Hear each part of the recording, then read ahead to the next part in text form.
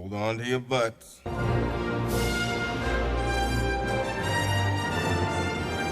Hold on to your butts indeed, friends. Jurassic Park theme continues today as we take a look at John Raymond Arnold from the Amber Collection. Or just, Mr. Arnold as he's better known in the movie, or, Samuel L. Jackson, because that was the actor who played him. Although, if we start talking about the sculpt right away, you would not really know it from that head there. I mean, that doesn't really look like Samuel L. Jackson. I mean, maybe we can get a better look without glasses. That's another weird thing I should mention. I don't think they're meant to be a separate piece, but the way the hair is a separate piece, and, that's typical, make the hair a separate piece, then glue it onto the top of the head there, and the way the glasses were inserted, you can just, pull them out from the side there, and they are pretty much removable, although I don't think they were intended to be, because those are definitely some weird gashes Mr. Arnold has going on the side of his head there. But I mean, at least it lets us take a better look at the head sculpt, and that's not Samuel L. Jackson. I mean, Mattel head sculpts are always kind of soft, but I mean, wow, is that much more poofy than the typical action figure, and he's got some kind of black dot on his nose that I really want to scratch off right now. Well, best get the glasses back on to cover that up, because it seems to be permanent, but that's a paint issue, and we're talking about the sculpt right now, and the head sculpt is just not there. I mean, it is not there to the point where I question if Mattel actually got actor likeness rights for this figure. It pretty much looks nothing like Samuel L. Jackson. And then on top of that, his mustache doesn't seem to be sculpted on. Looks like it's just painted on. I mean, if it is sculpted on, the sculpt is just ridiculously subtle, so subtle I don't even notice it, so that's a problem right there. Yeah, serious problems from the get-go, the gashes in the head aren't really a problem, because I don't think the glasses are meant to be taken off, but I mean, if you do take them off, you can see how terrible that Sam Jackson head sculpt is underneath. And with the glasses on, and it's not much better. Samuel L. Jackson is not the first guy I think of when I see this. Rest of the sculpt on the body seems fine. I mean, the tie's a separate piece, but it's glued to the top half of the torso. And the lab coat is a very thin, pliable rubber. I actually like this material a lot. It's got a lot of give to it. Doesn't feel too bulky, like it's going to be a hindrance to articulation. What does seem like a negative, though, is this guy feels very hollow. Just hollow torso pieces, hollow leg pieces. Is this a rotocast figure? It just comes out very cheap feeling overall, but the rest of the sculpt is definitely fine and serviceable there. Shoes look pretty plain, but I mean, that's how shoes look. There's no texture or anything in the pants. I mean, they got sculpted like wrinkles, but they are pretty smooth otherwise. Same goes for the lab coat, lab coat, not lab coat. I don't know what I'm trying to say today, but there are sculpted wrinkles, but no textures really, but I mean, that's to be expected. The lines, not sculpted, sign on the tie, not sculpted, but everything is serviceable. I don't really expect sculpted details everywhere, where they're not necessary, but, I mean, it's just a guy in a lab coat. His pens are sculpted on here. Paint does not fare much better, unfortunately. So if we start with the head, first of all, the mustache, I mean, it's applied pretty cleanly, but there are these bits of gloss in there that are kind of distracting. Almost like he's got some wet spots in his mustache there, but that's not my big gripe. My big gripe is the hair. Now, the hair is a separate piece, and it's been glued on to the top of the head here, and they decided to mold it in black.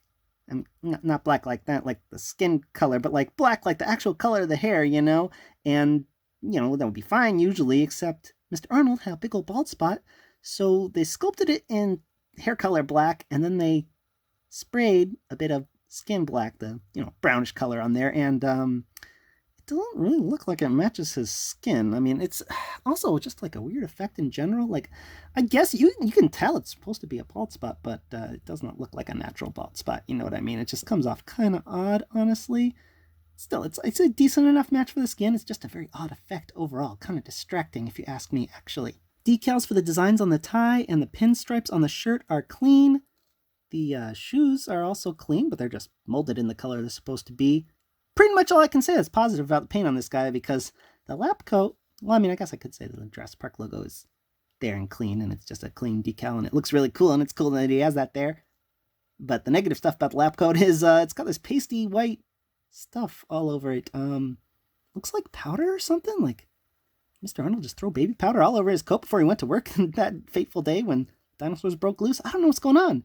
It's like they decided to give it a white lab coat, a wash in white, and just did it as crappy as possible. It's really noticeable around the left shoulder here. There's all this just white gunk, and that's how it came out of the package. And I wouldn't be surprised if this was stuff to remove the rubber from the package, but I mean, it's also on the hard plastic arms, so how do you explain that? And then it's a lot less over here, it's just not as bad as that.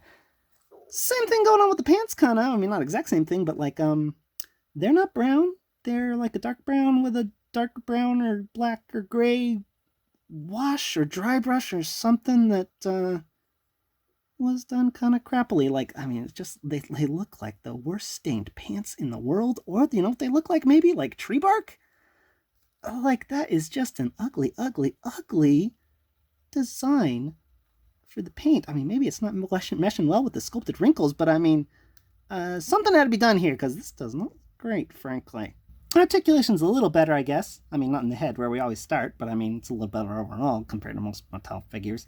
The head, not so much, though. It's, you know, side to side, he gets that, and he gets less up and down. Like, this is what he gets up and down. There's supposedly a ball joint in there. I have my doubts, frankly. But at least it goes all the way around. Shoulders go up to about 90 and spin all the way around. There's a cut at the bicep. A cut at this bicep, which, you know, can pop off if you are pulling the shoulder up too much, because he has an alternate hand, which we'll get to.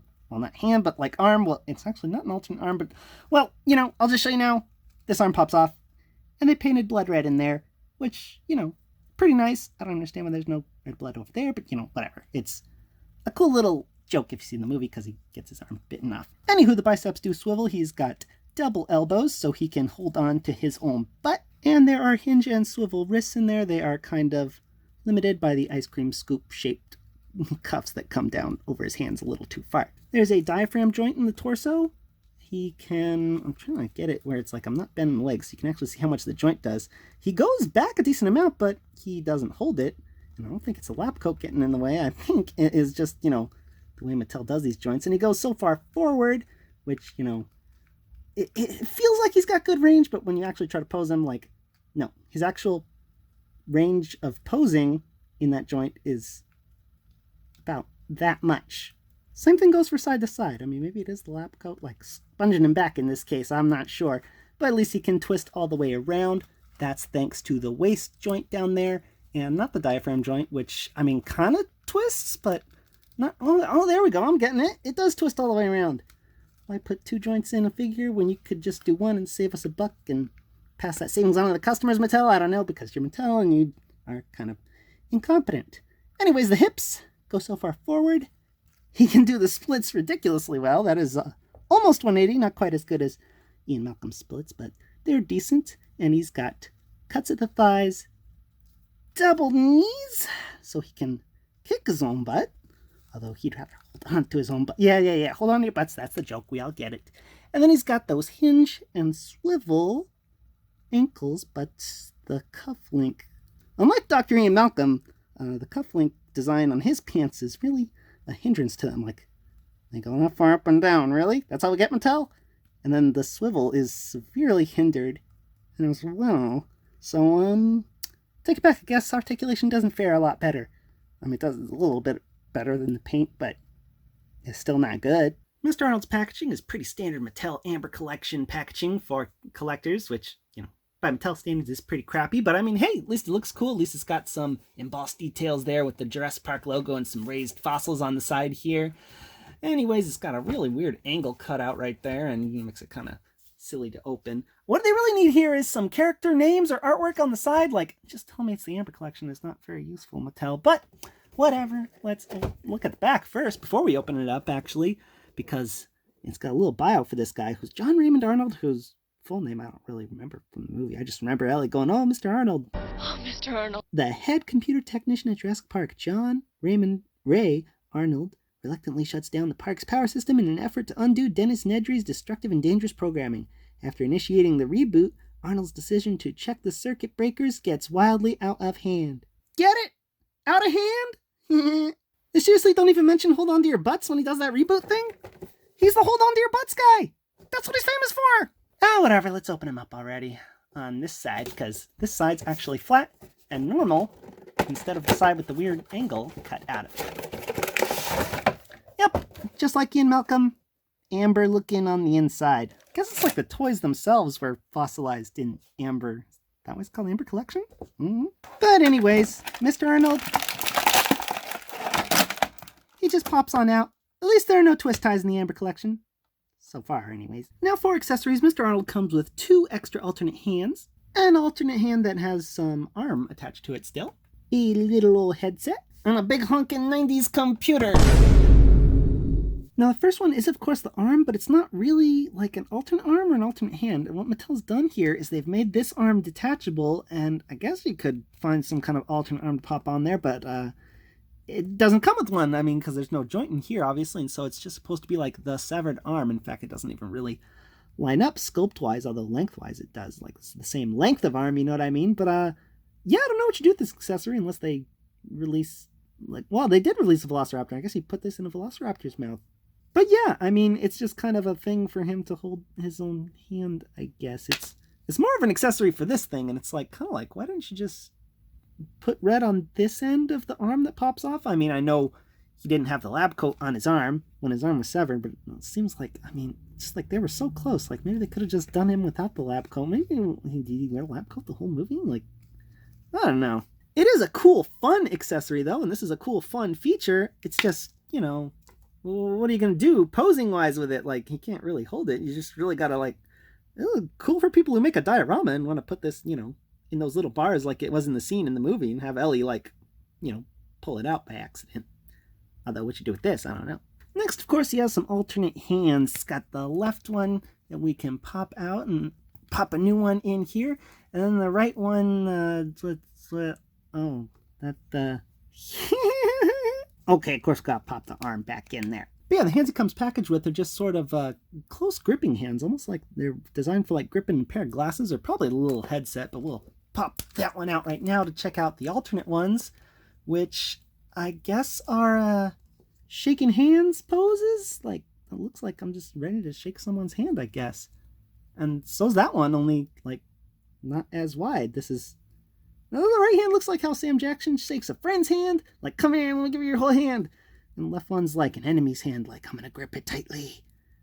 Yeah, I don't know, he doesn't come with much to hold except the headset and his own severed arm, so it's like, why bother with the alternate hands, Mattel? Maybe these are kind of more typing hands, although I feel like the sculpt should be reversed, because the left hand looks like it's more poised to hold a mouse, and like it should be the right hand holding the mouse, and then, I don't know, they definitely don't look like they're typing, you know, it's just, I mean, they work better as typing hands than the hands it came packaged with, which, you know, incidentally work a lot better at pinching the little headset he's got. And speaking of the headset, you can just rest it on the top of his head, and it works decently well, but honestly, it's just a little too loose for my liking. It's a Mattel accessory, so it's very gummy, very bendy, and it's not like it sits firmly in place. It can really just, well, I mean, I guess it, yeah, there we go. It can just fall off with a good jostle, but, I mean, it will work technically. I just feel it could have been executed a bit better. The last accessory is definitely the coolest. Well, maybe second coolest. It is the Apple Macintosh Quadra 700 that Nedry used to hack the park, and then later Arnold used to reboot system, which is, of course, when he said, "Hold on to your butts." Anyway, Mattel did a mostly decent job with the sculpt on this. I mean, there's no Apple logo right here where there should be, but I mean, hey, that's to be expected because they would have to license that. It's got little ports in the back, and man, this thing is heavy and solid, and I'm just kidding. It's a hollowed out, you know, chunk of rubber pretty much. I would have appreciated some paint detail. Like, I mean, this is pretty much the color it was, just plain light gray, white all over. But I mean, hey, they could have put some like little green down there for lights and like lights over here, like just to give it a little bit of life to it. Now, the real unfortunate thing with this is, you know, Mattel is always trying to screw stuff up, and I mean, that sticker is applied super crooked, so I'm actually going to try and get in the corner up here, and hopefully I can reapply it, but I mean, you know, just in case I rip it, let's take a look at the, you know, information on it now, which is right from a scene in the movie where they're tracking the cars, and like, here's the outlay of the island, and they got the little display for the cars there, and it's just a lot of little cool details from the movie that you just see for a few seconds. But I mean, thankfully they reproduced on a sticker, but you know, they couldn't be bothered to apply the sticker straight at the factory, and hopefully I can do a bit better right now.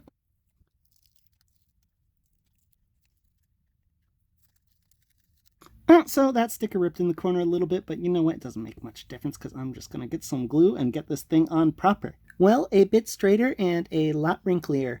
If you're going to get Mr. Arnold, I would say check the computer and make sure the sticker's applied straight, because it's definitely a pain in the butt to reapply yourself. Still, cool accessory though. Taking a look at the scale, Mr. Arnold stands about 6.5 inches or 16.5 centimeters tall. Here he is with Ian Malcolm, also from the Amber Collection, my 6-inch Batman and Spider-Man, and here he is with some other Sam Jackson figures from movies no one's ever heard of. What do you think, guys? Like, for the face sculpt, I'm gonna give it to Hasbro. I mean, this is, Sam Jackson from Captain Marvel, where he's like CGI younger somehow, and this is him when he's like actually that age in like the CGI render. I mean, I know it's just a toy company sculpting, but like it's funny to think this is him with a CGI face in the movie, and it looks more like him than the Mattel sculpt when he wasn't CGI in the movie in the 90s. Oh, it's hard to imagine he's the same guy, especially since Hasbro's doing better Sam Jackson sculpts over here. At the end of the day, friends, do I ultimately recommend this Mr. Arnold figure from the Amber Collection? No! Okay, I guess I could have a bit more to say than that. I mean, if you like this, the fact that he's got, like, a severed arm that's been pinned in blood. I mean, not that one, but, like, the one that's still on his body, and the one he's holding in his hand there is pinned in blood. I mean, go ahead, get him, because that's what they're selling you on. They're selling you on the whole gimmick of, remember Samuel L. Jackson got his arm eaten off by a dinosaur, and here he is, the action figure, missing the arm, because everything else is kind of poorly executed. I mean, the sculpt, it does not look like Samuel L. Jackson, frankly. And, that's probably my biggest concern, because I'm probably, well, this guy just get a Samuel L. Jackson figure, you know what I mean? And the paint just looks awful on the lab coat and the pants. It looks terrible, frankly. It's so chalky looking. I don't know what went wrong. And the articulation, I mean, it's better than what Mattel was doing a decade ago, but I mean, pretty much anything's better than what Mattel was doing a decade ago, right? It's just, the points of articulation are there. The execution's not. Like, yeah, his head's on a ball joint, but can't look up or down, so what's the point, frankly? It might as well just be a swivel, you know what I mean? And that's typical with a lot of Mattel figures, but I usually am forgiving because they will, come through in other areas like accessories.